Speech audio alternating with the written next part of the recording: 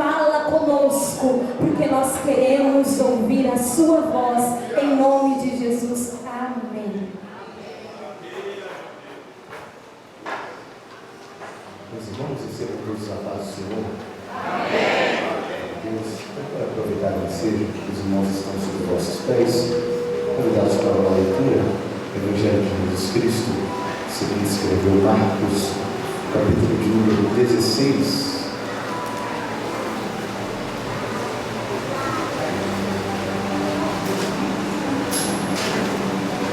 Evangelho de Jesus Cristo, segundo escreveu Marcos, capítulo de número 16.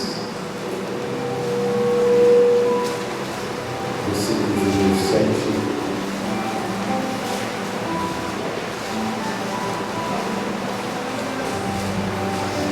Os irmãos acompanham, digam amém?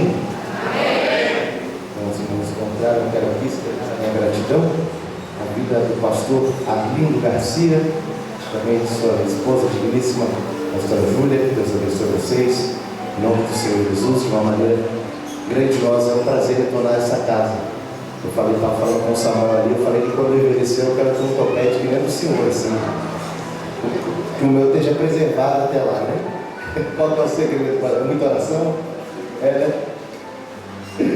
Deus abençoe. Fiquei sabendo que o pastor fez aniversário ontem de ontem, né? Foi isso? Ficou mais velho? Não foi não? Então eu entendi errado. Eu já ia falar para fazer o pix já para o senhor, né? Mas Deus abençoe, pastor, um prazer revê-lo. Muito obrigado por receber a gente aqui com tanta alegria novamente aqui nessa casa. Quero louvar a Deus também pela vida dos líderes, pela vida do Samuel, sua esposa também, a irmã Patrícia. Deus abençoe vocês. Obrigado pelo contato, pela confiabilidade mais uma vez, e obrigado pela paciência também, né? Quase que a gente não vem, mas louvado seja o nome do Senhor. Quero louvar a Deus também pelo grupo Nova Jerusalém, pelos 2 anos de aniversário que vocês estão fazendo. Que Deus em Cristo continue abençoando vocês de uma maneira grandiosa. Amém? Amém? Amém. Quero louvar a Deus também pelo pastor Lucas. Deus abençoe, meu amigo. Prazer em vê-lo. Deus em Cristo continue lhe abençoando. Pastor Francisco, Deus abençoe, em nome do Senhor Jesus. Douglas, Deus abençoe você, sua esposa, em nome do Senhor Jesus, de uma maneira grandiosa. A todos os irmãos que vieram, corpo, diáconos e obreiros dessa casa, será a minha gratidão a vocês. Sem vocês, isso aqui não seria possível. Deus abençoe. Quero louvar a Deus pela vida da minha noiva. Vocês já viram aqui? Deus foi bom comigo. Deus foi bondoso. Você acha que não tem chance de casar ainda? Olha o que Deus fez na minha vida. Obrigado, meu amor. Você é uma companheira, uma mulher de Deus na minha vida. Deus seja louvado. Quantos querem ouvir a palavra de Deus essa noite? Amém!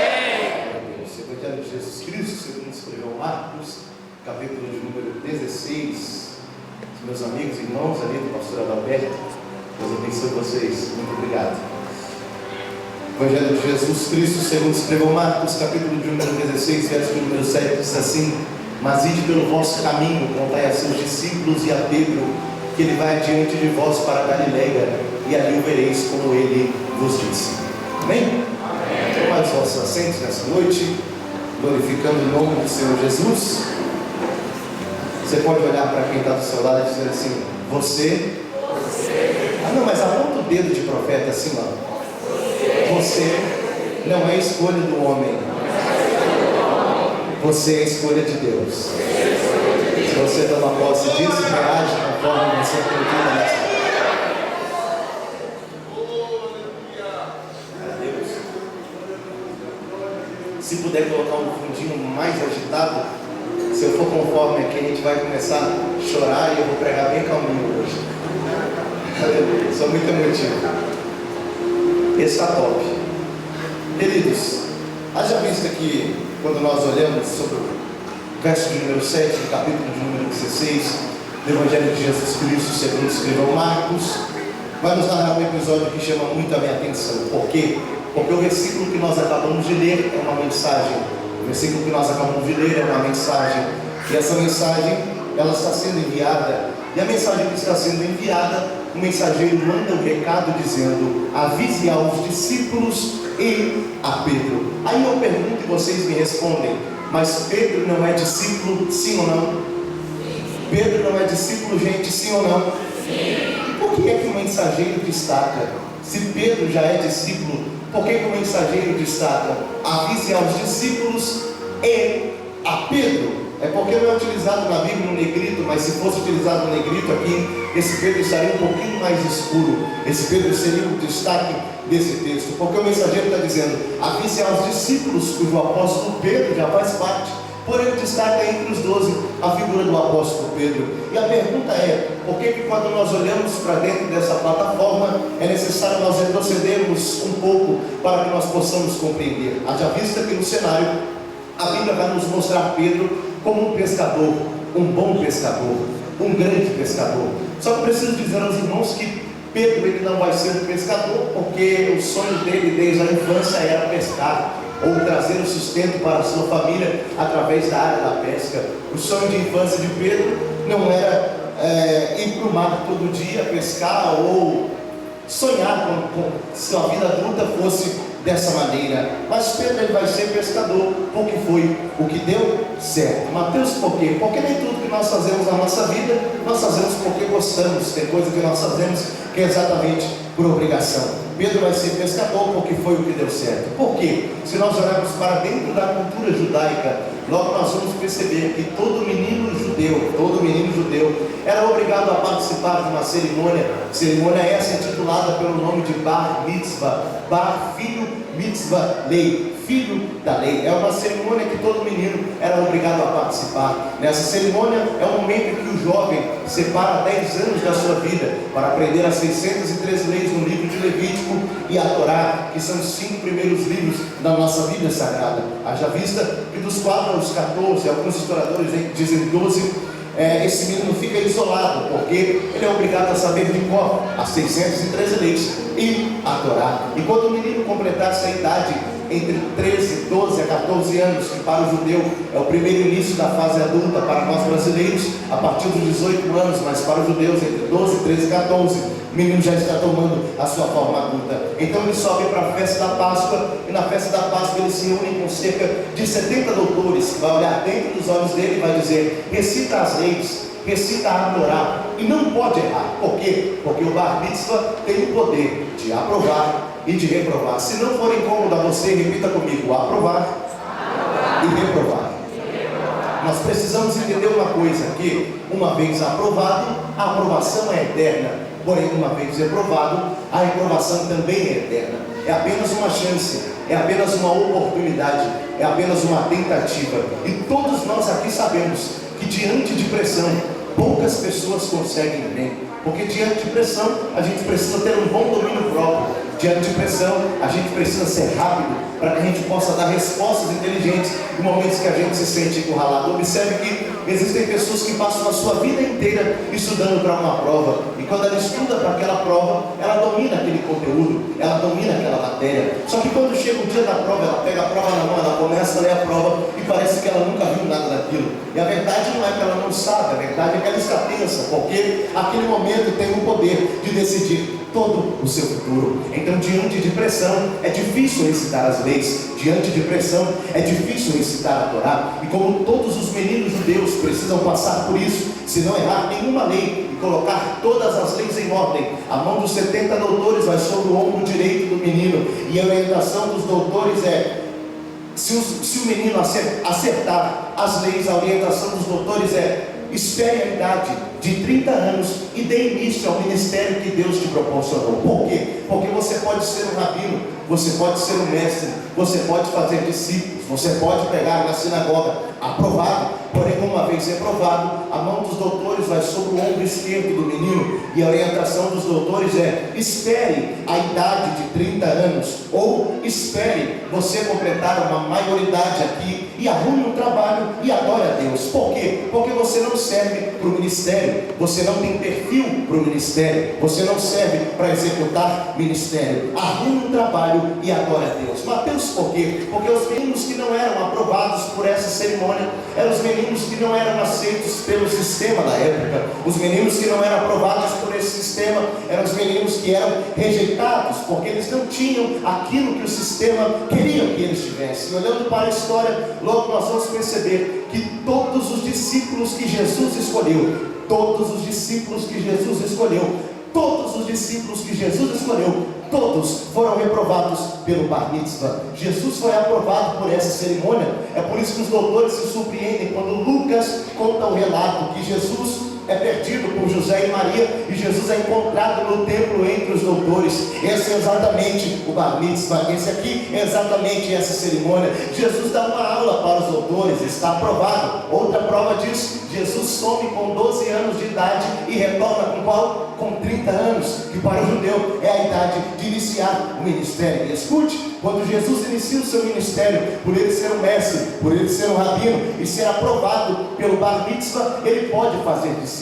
E geralmente os doutores da lei, geralmente os rabinos, quando vão formar a sua equipe, quando eles iniciam o seu ministério, eles formam um time só com os melhores, eles formam a sua equipe só com aqueles que foram aprovados. Eles pegam os jovens que estão esperando a idade de 30 anos, porque esse tipo de gente já nasceu marcado, esse tipo de pessoa já nasceu dando certo. Conhece alguém que é assim? Não precisa fazer muito esforço, nasceu na família certa, tem o pai certo, o ministério certo, tem tudo que o ministério gosta. É assim, é exatamente esses que os doutores costumam escolher. Só que sabe o que eu acho engraçado? É que quando Jesus vai formar a sua equipe, quando Jesus vai formar o seu time, quando Jesus vai formar os seus discípulos, o texto não diz pra gente que Jesus vai para a sinagoga, o texto diz pra gente que Jesus vai para o mar da Galileia. Mateus, e por que é que Jesus não vai para a sinagoga e Jesus vai para o mar da Galileia? Eu te conto, porque o Jesus que nós servimos não vai atrás dos melhores, o Jesus que nós servimos não procura os bons. Já tem alguém entendendo? Eu quero pregar para quem está entendendo. Mateus, por quê? Porque o Jesus que nós servimos não procura os aprovados, o Jesus que nós servimos procura aqueles que o sistema disse não servem, o Jesus que nós servimos procura aqueles que a religião disse não tem o perfil, não tem oratória, não tem aparência, não tem posição. É exatamente esses. Mateus, por quê? Porque o Jesus que nós servimos é um Jesus de oportunidades. Aleluia!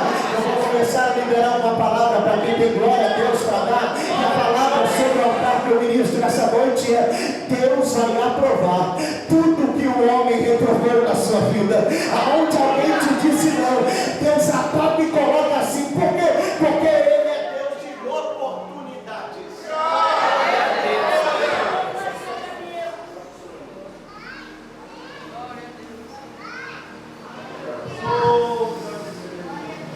Glória a Deus. Se puder melhorar o meu retorno. Glória a Deus. Glória a Deus. Assim está perfeito. Quem vai até meia-noite agora? Amém. Recapitulando, Mateus, por que é que Jesus ele não vai para a sinagoga e Jesus vai para o mar da Galileia? Porque Jesus é especialista em dar chance. Jesus é especialista em dar chance para quem a família não dá nada. Jesus é especialista em dar oportunidade para quem diz não chega em lugar nenhum. E eu estou pregando para você, que talvez você olhe para você e diz: não, Mateus, mas eu não tenho perfil, eu não tenho a oratória, eu não tenho quem me indica, eu não tenho quem me coloca, eu não tenho quem aposte por mim, eu não tenho quem me levanta. E Jesus está no céu olhando e dizendo: você tem eu vou falar com você, eu vou entrar onde você não pode, e vou fazer aquilo que jamais você faria sozinho. Por quê? Porque eu sou Deus de oportunidades. Se puder ajudar no meu retorno, por favor. Você pode dar uma cutucada em alguém e dizer assim: não adianta correr, Ele te escolheu. Diga: não adianta fugir, Ele te escolheu. Não adianta baixar a cabeça, Ele te escolheu. Olha para mim, por gentileza. Deus conhece todos os seus erros, todas as suas falhas, todas as suas mazelas, conhece a tua história, sabe de onde você veio, sabe para onde você vai, e me trouxe aqui para dizer para você: porque eu não abro mão de você, ainda que ninguém acredite, ainda que ninguém coloque a mão, eu não abro mão de você. Mateus, por quê? Porque é simples, nós não somos escolha do homem, nós somos escolha de Deus. Jesus vai fazer discípulos, e para impressionar ele não vai para a sinagoga. A Bíblia diz que ele vai para o mar da Galileia. E gente, um rabino não pisa o pé na areia da praia. Samuel, um rabino não pisa o pé na areia da praia de jeito nenhum. Sabe por que quando Jesus vai formar a sua equipe, o seu time, ele vai para o mar da Galileia? Porque o Jesus que nós servimos é especialista em quebrar protocolo. E no dia que ele aparece no cenário da história de Pedro, o texto nos conta que Jesus chegou um dia no mar da Galileia, e nesse dia Pedro estava lavando as redes. E o texto é claro, eu gosto do que está escrito, porque diz assim: não havia pecado nada. E eu gosto de duas palavras: eu gosto do nada e eu gosto do tudo. Porque são duas palavras que só Deus trabalha e elas não têm explicação nenhuma. Quer ver que é verdade? O que é nada e o que é tudo não se explica. É por isso que Deus só precisa do seu nada para transformar no seu tudo. Porque é só Ele que tem poder de fazer. O texto diz que eles não haviam pecado. Não havia pecado. No original do texto está escrito que eles estavam desistindo do negócio. Gente, entendo que Pedro está vivendo. O sistema disse que ele não servia, a religião disse que ele não servia, os doutores disseram que ele não servia. Pedro está vivendo um momento de se encontrar. Sabe aquela fase que você está se encontrando? Você para se perguntar: para que eu sirvo? Qual é meu propósito? Para onde que eu vou?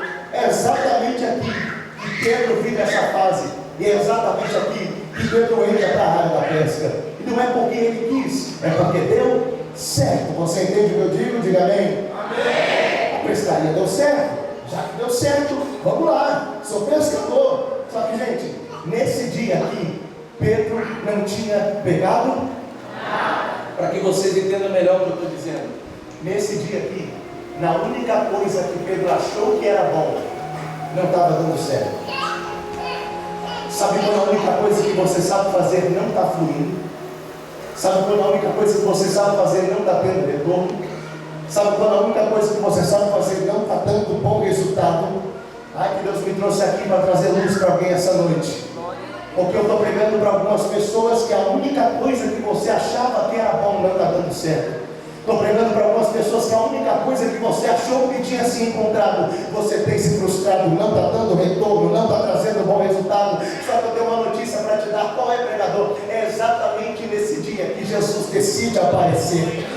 E ele aparece dizendo para Pedro, primeiro Pedro se surpreende em ver o rabino ali. Pedro olha para Jesus, Jesus olha para Pedro, Jesus olha para Pedro e diz: me empresta o teu barco. Eu vi a tua frustração, vi que você não pegou nada, vi que seu barco está vazio, vi que você está lavando as redes, mas você pode me emprestar? Pedro emprestou o barco vazio. Jesus entrou dentro do barco e pregou. Aí depois que Jesus termina a pregação, eu pergunto e você me responde: Jesus sabia que Pedro precisava de uma boa pescaria, sim ou não? Sim. E por que é que Jesus não deu a pescaria que Pedro queria? E sim, optou em pregar primeiro. Porque Deus nunca vai te dar o material para depois te dar o espiritual. Vou repetir porque minha ânsia pegou. Deus nunca vai te dar o material para depois te dar o espiritual. Deus primeiro vai tratar do teu espiritual para depois te dar o material. Deus primeiro, finanças depois. Deus primeiro, relacionamento depois. Porque quando nós colocamos Deus no princípio de tudo, Ele nos guarda da mágoa, nos livra da decepção, nos livra da perca. Já tem alguém de mão levantada?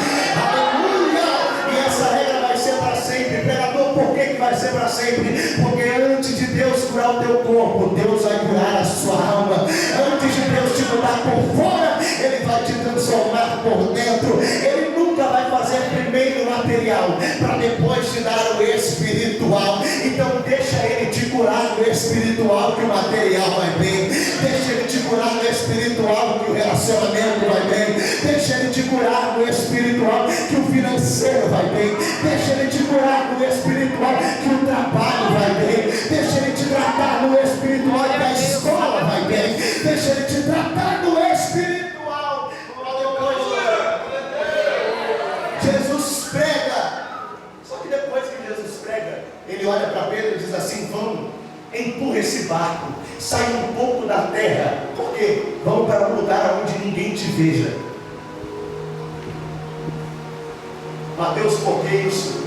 Porque tem momentos que Deus quer tratar conosco longe do olhar de todo mundo. Tem momentos que Deus decide tratar com a gente longe do olhar da família, longe do olhar dos amigos. Tem hora que Deus nos pega e nos afasta de tudo. E aí eu estou pregando para você que as pessoas estão sumindo.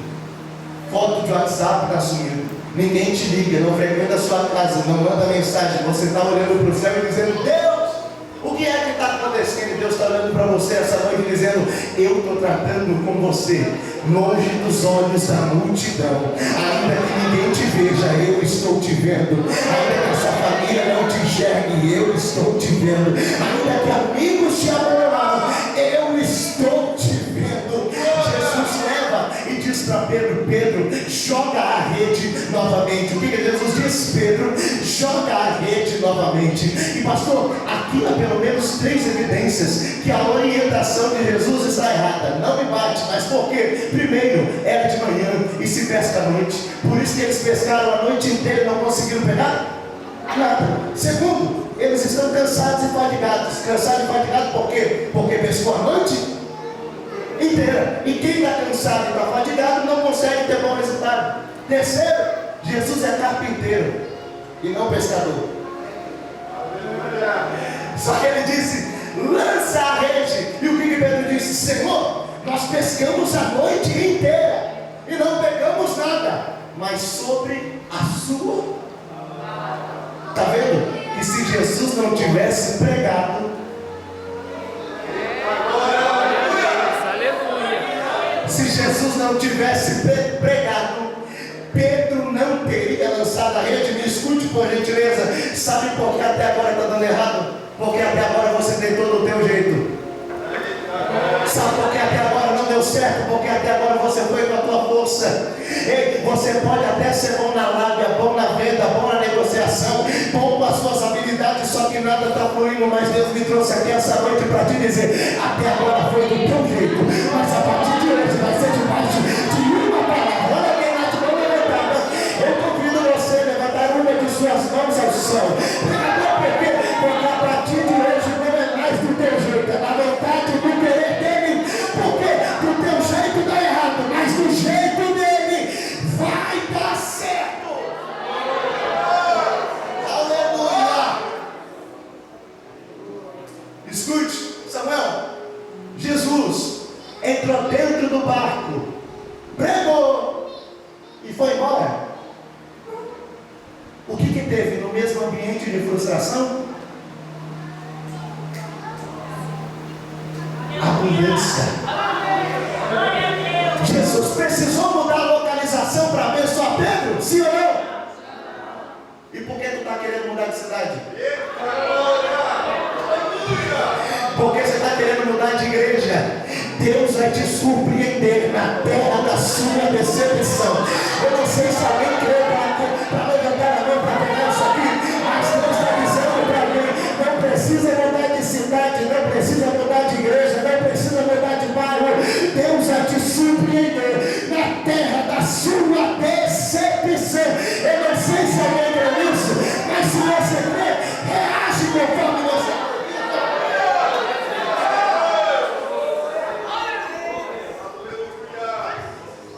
Tem muita gente que precisa ficar transitando para Deus fazer alguma coisa. O que Deus falou para Josafá? Parai-vos e estai de pé. É a única coisa que você precisa fazer. Ei, fala bem baixinho para alguém que está do seu lado. Deixa Deus trabalhar. Deixa Deus trabalhar.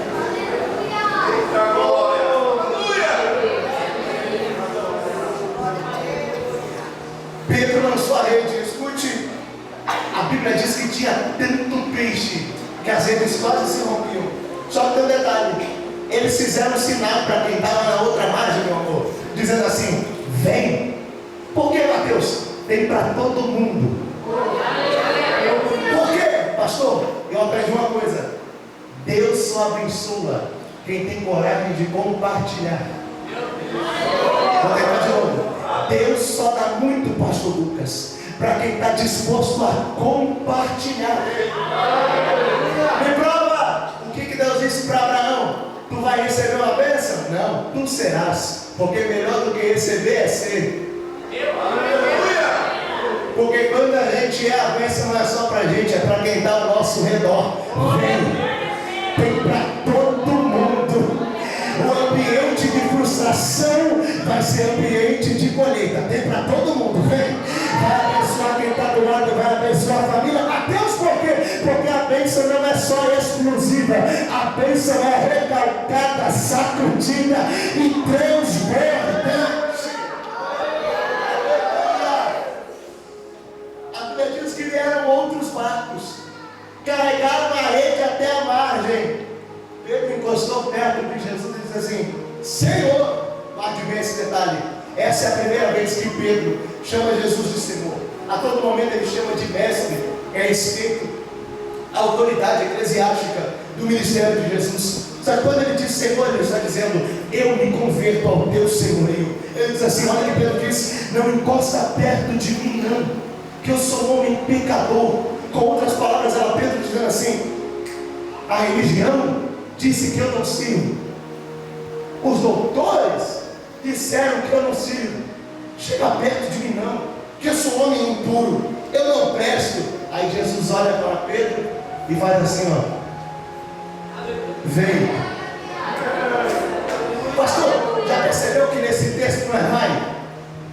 Nesse texto é: me ajuda a pregar, pelo amor de Deus. Nesse texto não é vai. Nesse texto é o quê? Vem. Nesse texto não é vai. Nesse texto é o quê? Vem. Você só precisa tomar o primeiro passo. Você só precisa dar a primeira atitude. Jesus olha para Pedro e diz: Pedro, se você vir, eu farei de ti pescador de homens.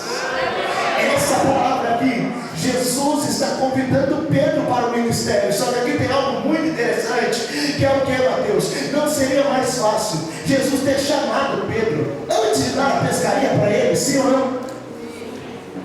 Só que não, gente. Jesus primeiro prosperou e depois Jesus chamou.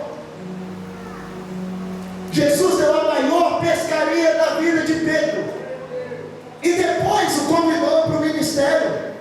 Mateus, por quê? Tem uma resposta.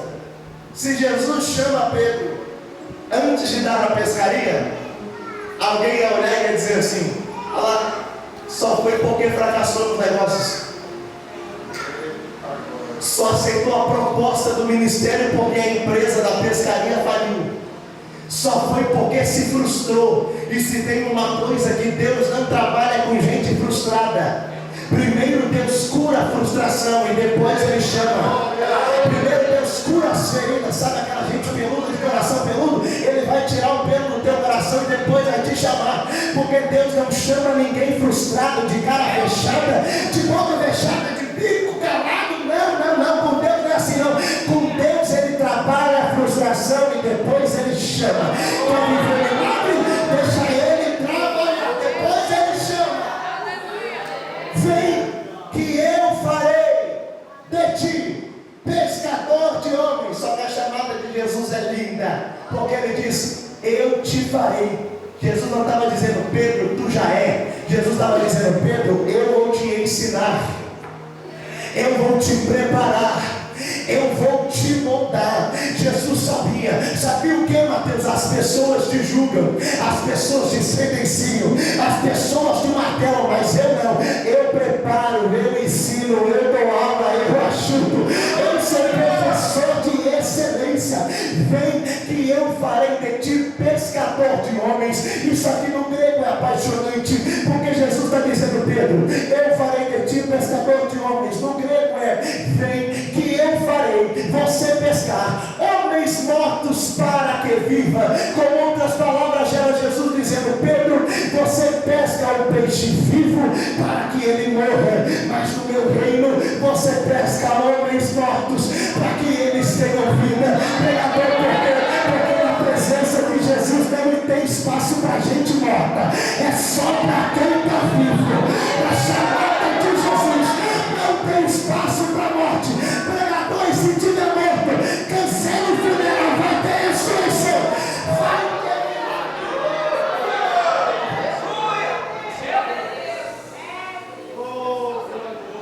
Deixa eu dizer isso aqui para alguém. Tem gente achando que você não serve. E Jesus está dizendo, serve sim. Tem gente dizendo que você não tem um perfil. E Jesus está dizendo, para mim serve. Mateus, por quê? Porque Jesus ele não chega e diz, vem que eu sei que você está preparado. Não, com Jesus é eu vou te ensinar. Eu vou te preparar. Eu vou te montar. Eu vou te capacitar. Mas Mateus, eu sou traumatizada. Eu sou traumatizado. Depressão, síndrome do pânico, ansiedade, pessoa insegura. Ei, não deixe os teus traumas te pararem no tempo. Não deixe os teus traumas te engessarem. Não é porque deu errado uma vez que vai dar errado sempre. Existem pessoas que são colecionadoras de decepção. Existem pessoas que têm prateleiras. E sobre as prateleiras elas já juntam decepções, mágoas, fracassos, tapas, palavras, desprezo. Tem gente que parece que tem prazer de ver aquilo que lhe faz sofrer. Só que nessa noite Jesus está dizendo, abre o baú e deixa eu limpar essa bagunça. Abre o baú e deixa eu curar os seus traumas. Abre o baú e deixa eu limpar essa bagunça. Jesus está dizendo, pegue os seus traumas e faz de escada para você subir para onde eu quero que você esteja. Você vai conseguir. Eu vou repetir isso aqui para alguém. Você vai conseguir. Esse trauma não pode te parar. Jesus vai te ajudar.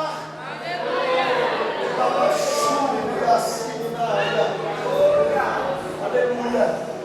Vocês aí do fundo, a senhora levante a mão. Você mesmo que está de preto.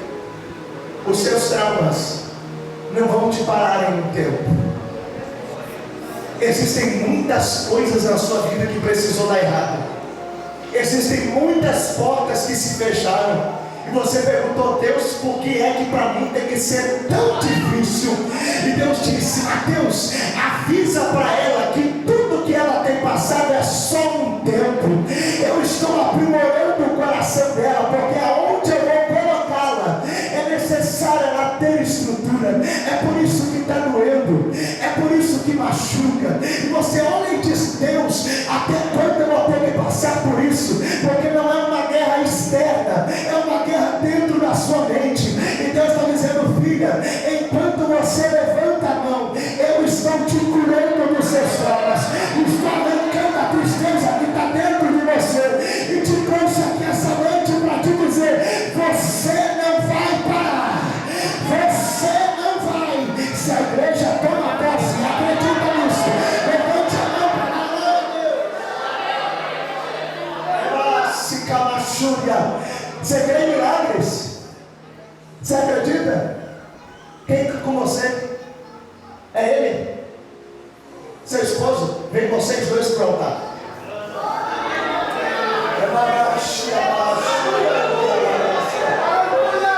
Eu preciso de uma ovelha para dar um abraço nela.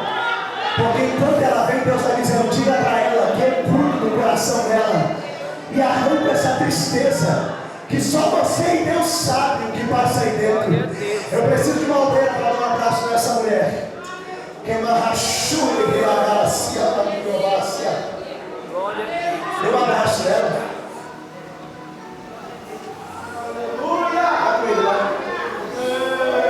Existem tantas coisas que vocês passaram e vocês não entendem. Porque para entender é só Deus. Você crê em milagre? Você acredita em milagre? Tem gente de fora que disse, posso falar isso aqui? Tem gente de fora que disse, vai morrer naquela situação. Só que Deus está dizendo, a resposta que vocês pediram é essa. É o lugar da humilhação que eu vou exaltar vocês. É no lugar que mais te magoaram, mais afligiram, disseram que não iria chegar em lugar nenhum, e disseram, vão morrer nessa situação. E Deus está dizendo, eu estou contemplando tudo, não vai faltar nada para vocês. Eu não sei se a igreja toma posse, levante a mão para o céu, mas enquanto a igreja levanta a mão, Deus não está só curando o teu coração, Deus está trazendo coisas para a casa de vocês, e está dizendo, diga para ela que eu cuido, eu faço, eu sou Deus. Dê um abraço nela, porque enquanto ela te abraça, Deus renova a tua festa de novo, mulher. Vai voltar a orar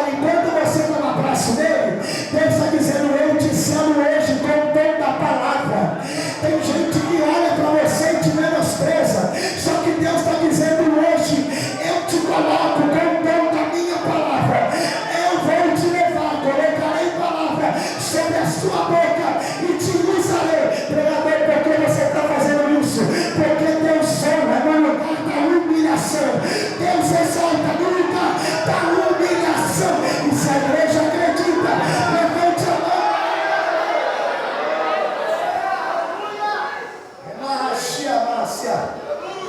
Pode retornar para o lugar de vocês, para levar essa nome do Senhor Jesus.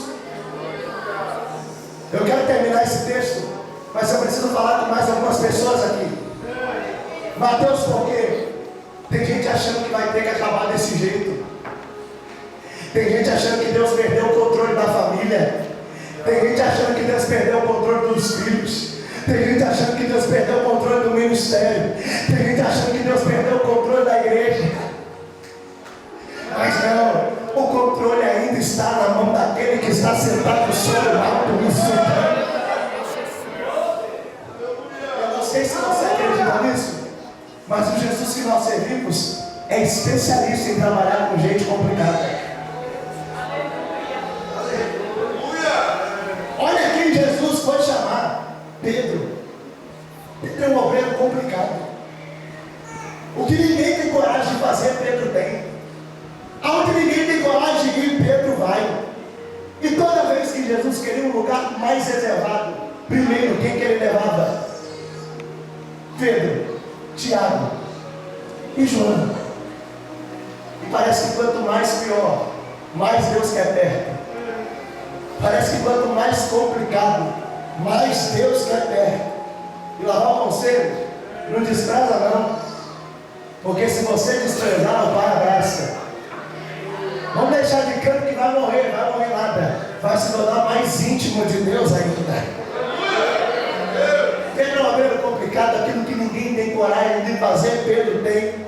Com Pedro eu vou fazer, com Pedro você tem que explicar. Que é verdade, a Bíblia diz que numa certa tempestade, Jesus estava dormindo porque estava cansado de uma cruzada anterior. O texto diz para a gente que o barco está quase quebrando, Jesus está dormindo, os discípulos dizendo: vamos morrer. E Pedro dizendo: não, vamos não, quem vai lá tornar o mestre? Quem que vai? Pedro. Pedro chega lá: licença, pastor, dá um saco de Jesus e diz: ô mestre, tu não se importa com que a gente mereça? Ninguém teve coragem de ir. Quem é que teve? Pedro é um obreiro complicado. A Bíblia diz que certa feita os discípulos estavam na outra tempestade, Jesus andando por cima das águas, os discípulos que estão no barco dizendo: é fantasma. E Jesus: não, sou eu. Aí Pedro diz: eu só acredito se eu for junto. Ninguém teve coragem. Quem que teve? Ainda para complicar, Pedro sai do barco, anda um pouquinho, quase que afunda. Ainda bem que Jesus não lá. Eu prefiro estar quase afogando com Jesus perto de me salvar do que estar no barco sem a presença de Jesus. Eu prefiro. A Bíblia diz que Pedro é um obreiro tão complicado, mas tão complicado, mas tão complicado, que mesmo assim foi escolha de Jesus. Mesmo assim foi escolha de Deus. A Bíblia diz que certa feita os discípulos estavam numa mesa discutindo para saber quem era o maior entre eles. Pedro dizia: eu sou o maior. João dizia: você só é o maior no culto pelo povo. Tiago dizia: não, sou eu. Aí Jesus para a conversa e pergunta: o que é que vocês estão conversando? Aí Tiago diz: não é nada não. Aí Pedro diz: claro que é. Ninguém dedurou. Quem foi o X9? Não, a gente está conversando aqui porque a gente quer saber quem é o maior entre nós. Pedro dedurou todo mundo. A Bíblia diz que certa feita Jesus entra dentro de um cenário, uma bacia nas mãos, uma toalha no ombro, chega para os discípulos e diz: tira a sandália aí, todo mundo. Ninguém questionou Samuel tirar a sandália. Tirou a sandália Tiago, tirou a sandália João, tirou a sandália Mateus. Quando chega na vez de Pedro, Pedro dá o pé. Não. Dá o pé, Pedro. Não. Por quê? Porque eu só vou tirar a sandália do pé se o senhor me explicar por que o senhor quer o pé. Ninguém pediu explicação. Quem pediu? Ninguém questionou tirar a sandália, gente. Pedro questionou. Por quê? Porque Pedro é um obreiro sai dali, vai para a oração. A Bíblia diz que ele leva os discípulos, deixa 4, solta mais um pouco, deixa 4, solta mais um pouco e deixa mais 3. Vamos lá, matemática, 4 mais 4, 8 mais 3. Quantos discípulos eram? Cutuca alguém e diz assim: cadê Judas? Aonde está? Se afastou da oração. Já tinha ido fazer o que era errado. E aqui eu encerro. E olha para cá. Ninguém dizia e faz coisa errada da noite para o dia. Ninguém dizia e faz coisa errada da noite para o dia. Não. A Bíblia diz que Jesus sobe, ora, volta, estão dormindo, Jesus acorda. Nisso que Jesus acorda, ele é surpreendido pelos soldados romanos, porque Judas está vindo liderando o grupo errado, o grupo da oposição. A Bíblia diz que Judas chega, beija o rosto de Jesus, o entrega, coloca a mão de Jesus. Quem que vai lá? Pedro. Faz assim, ó. Saca a espada do bolso. Eu estou dizendo para os irmãos que Pedro foi armado para o culto da oração. Pedro estava armado no culto. E quando tocaram em Jesus, meu irmão, Pedro, para piorar, corta a orelha de um homem chamado Malco. Pastor, e a Bíblia é tão linda que tem o prazer de dizer que foi a orelha direita. Mateus, e por que é que foi a orelha direita? Porque Malco está estudando para ser sumo sacerdote. E para ser sumo sacerdote não pode ter dever, inclusive na orelha direita. Por quê? Porque para entrar dentro do Santo dos Santos, precisa ter o sangue do cordeiro no dedo medindo do pé, no dedo medindo da mão, e na ponta da orelha direita. Quando Pedro corta a orelha de Malco, Pedro está comprometendo todo o futuro de Malco. Ele está dizendo: o que você planejou ser, você nunca mais vai conseguir. Por quê? Porque eu acabei de cortar toda a ligação que você tem com o seu futuro. É por isso que Jesus vai para o chão no escuro, caça a orelha de Malco, pega a orelha de Malco, coloca de novo no lugar. E o que Jesus estava dizendo era: ainda que alguém tente ameaçar o seu futuro, eu sou poderoso para te dar garantia que o teu sonho vai acontecer. Você pode levantar a mão e dizer as coisas assim comigo, com gentileza, porque assim diz Deus na minha boca essa noite. Ainda que alguém tente ameaçar o teu futuro, o futuro da tua família, os teus sonhos, Deus está dizendo: eu sou poderoso para te dar garantia. Nada vai atrapalhar o futuro que eu escrevi para você. Se você acredita nisso, levante a mão e reaja. Mateus, o que é isso? Não vai terminar em divórcio. Seu filho não vai terminar nas drogas. Sua filha não vai terminar na prostituição. Porque ninguém vai atrapalhar o futuro que Deus escreveu para você. Jesus coloca a orelha de Malco no lugar e diz para ele: Pedro, guarda a espada. Você está valentão agora, mas antes que o galo cante, você me negará 3 vezes. Aí Pedro diz: eu não nego não. Eu sou Pedro. Levaram Jesus. O texto diz para a gente que Pedro seguia de longe, porque ele não queria que ninguém soubesse quem era ele. E parece-me que naquele dia era um dia bastante frio, que o texto diz que Pedro foi se aquecer na fogueira. Só que quando Pedro foi se aquecer na fogueira, o fogo revelou quem era ele. Quando Pedro foi se aquecer na fogueira, o fogo revelou quem era ele. O fogo revelou quem era ele. Mateus, quando Pedro chegou perto da fogueira, o fogo revela a face dele. Alguém olha para Pedro e diz assim: eu te conheço. Você estava com ele. Por quê? Porque você só se esconde aonde não tem fogo.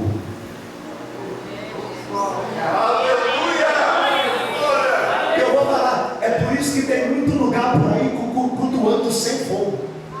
Tem louvor, tem pregação de alto efeito, tem barulho, mas não pode ter presença, não pode. Tem sininho, não pode, o Espírito Santo não pode se manifestar, não pode dar glória alta, o pregador não pode gritar, tem que pregar assim, ó. O pregador não pode suar que nem eu estou suando aqui hoje, não pode ter fogo. Por quê, Mateus? Porque se não tem fogo, dá para esconder pecado.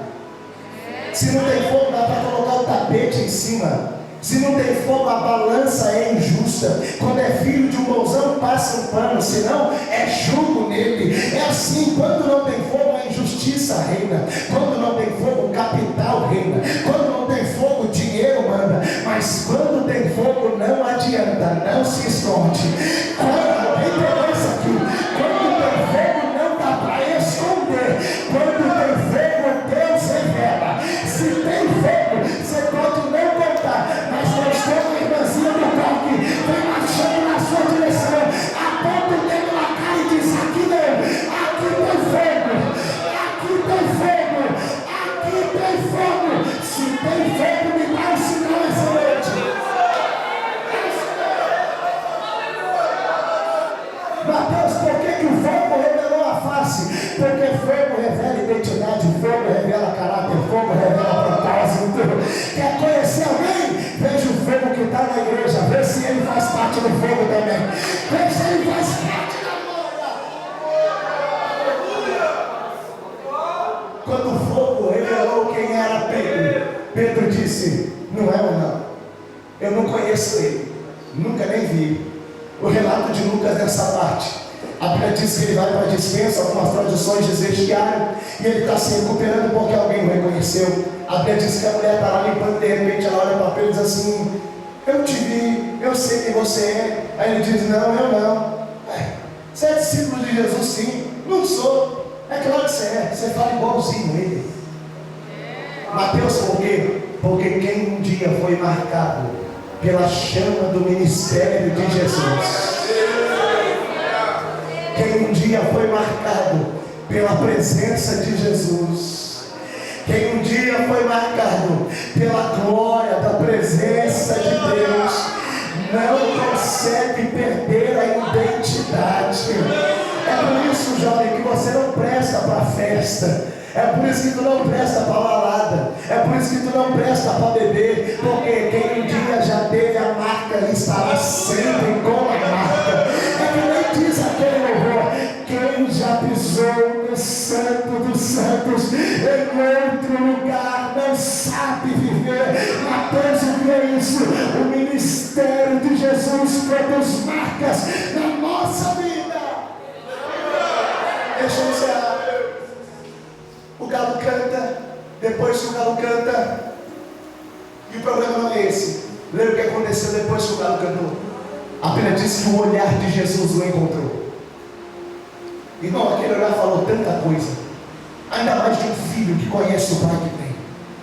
Aquele olhar deu um grito ensurdecedor. Aquele olhar de Jesus para Pedro de: eu não te avisei, eu não te falei. Sabe qual é o problema, irmão? É que o cenário em volta sumiu e só tinha duas pessoas: Jesus e Pedro. Aquele olhar pregou uma mensagem que os ouvidos de Pedro nunca ouviram, mas a alma de Pedro recebeu. Sabe qual é a tristeza de Pedro? É que a única pessoa que acreditou nele, ele acabou de decepcionar. A única pessoa que acreditou na chamada dele, ele acabou de negar. A única pessoa que deu oportunidade de ele ser quem ele era, ele acabou de frustrar. Aí Jesus é crucificado. Depois que Jesus é crucificado, Pedro aparece na crucificação. Pedro sumiu na sexta-feira. Jesus foi julgado, sentenciado, chicoteado. Pedro não apareceu. Aí o texto diz para a gente: domingo de manhã, Maria Madalena vai sobre o sepulcro. Eles pegaram o bálsamo e disseram: vamos embalsar o corpo do mestre. E aqui eu encerro. Quando elas chegaram lá, diz o texto que a pedra estava removida. Alguém que estava ao lado disse: por que procura aquele que vive entre os mortos? Não está mais aqui, já ressuscitou. As mulheres voltaram correndo. Maria Madalena não. O texto diz para a gente que ela vai para o jardim que tem atrás do túmulo. E o texto diz para a gente: do jardineiro está de costa. E ela grita: se roubaste o corpo do meu mestre, diga-me aonde colocou. E o jardineiro responde: Maria. Maria reconhece a voz e responde: mestre. Jesus olha para Maria e diz: vai, avisa aos discípulos e a Pedro que eu ressuscitei. Vai, avisa aos discípulos e a Pedro que eu ressuscitei. E aqui eu termino e encerro o versículo dessa noite. Por que é que Jesus fez essa separação? Quando um discípulo nega o seu mestre, o discípulo não pode nunca mais ter participação com o seu mestre novamente. Só que quando Jesus ressuscita, a primeira coisa que Jesus fala é: vai, avisa aos discípulos, é a Pedro que eu ressuscitei. Até os perder, porque com Jesus sempre há uma nova oportunidade de recomeçar. Com Jesus há sempre uma oportunidade de tentar novamente. Pedro negou na quinta-feira, mas Pedro se esqueceu que a quinta-feira do deslize não é maior que o domingo da ressurreição. Não é maior. Você pode se colocar em pé nessa noite?